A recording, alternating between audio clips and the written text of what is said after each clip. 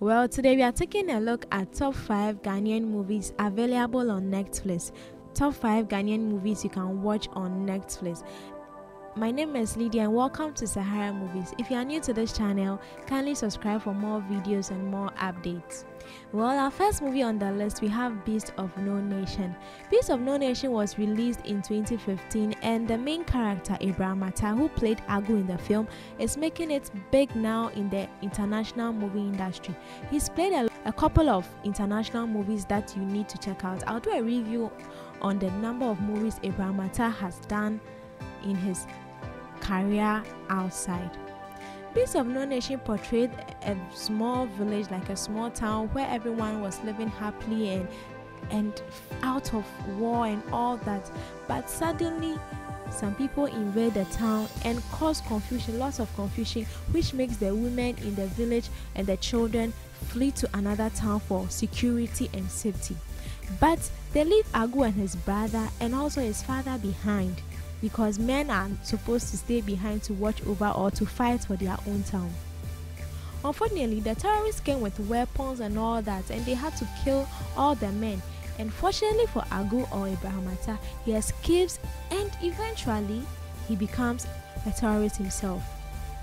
No one ever imagined that Agu will eventually hold an AK-47 and start to shoot an innocent person. Like it was quite absurd, but because they did that to his father, he witnessed his father being shot and his brother being shot. There was no way he wouldn't gather courage to shoot anybody who came his way.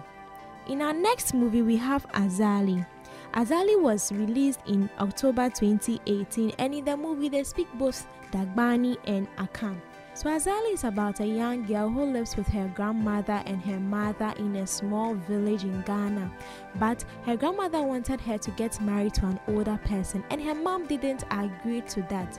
So she unknowingly or unintentionally sells her into slavery.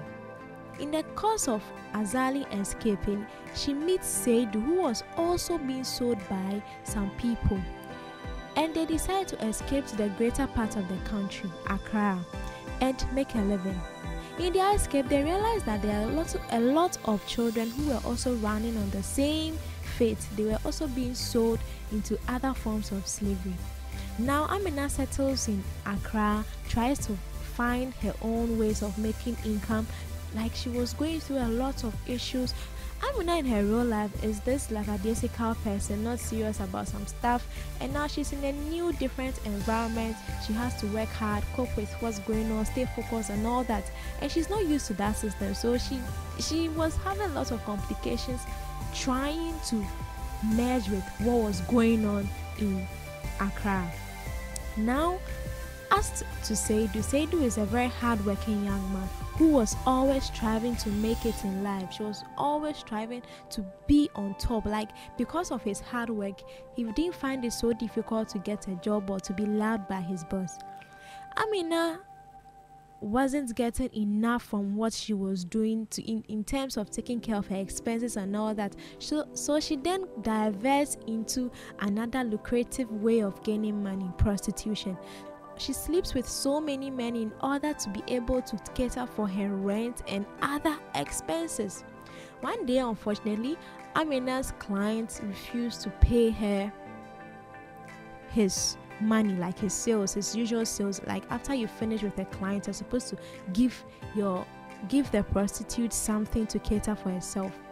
Simultaneously, back in the village, Amina's uncle was upset that Amina has moved to Accra, where she knew no one. Or Accra's town, they find out impromptu adventure and they really enjoy themselves. So you should check Keteke out.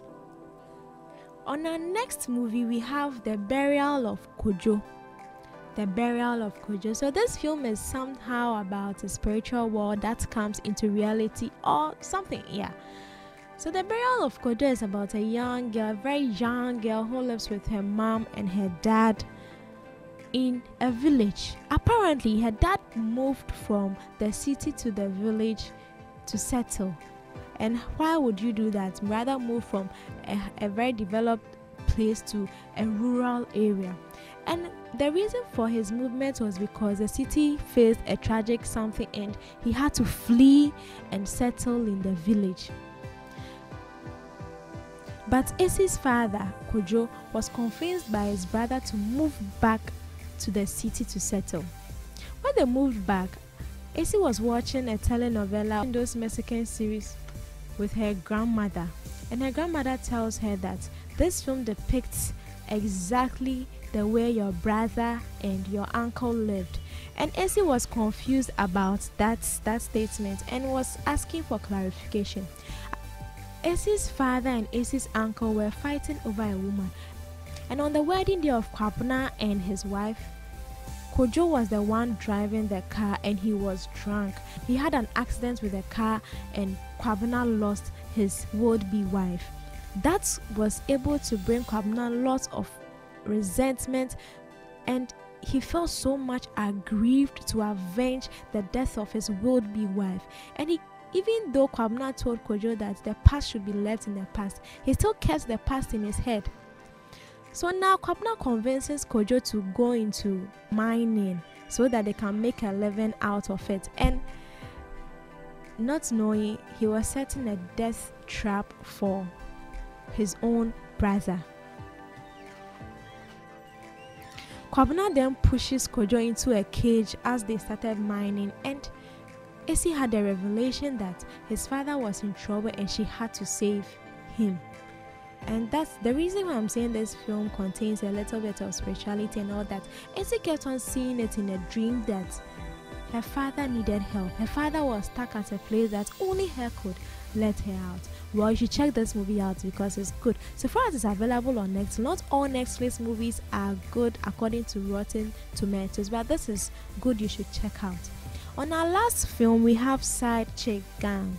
So Side Chick Gang is about a group of girls who decided to go into a more lucrative business because their job as ushers were not earning them enough. So they go into a business as side chick gangs, and these gangs, they rather bring down cheating people, like cheating couples. If you are cheating, they reveal you to your spouse, and that was earning them a lot. That business were revealing the men who cheat in relationships, and the women were so happy about it, finding out their husband's behavior.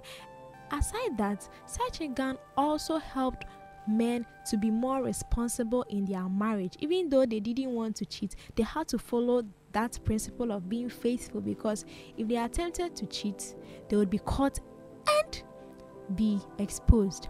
Now, why does side chick gang seem so lucrative?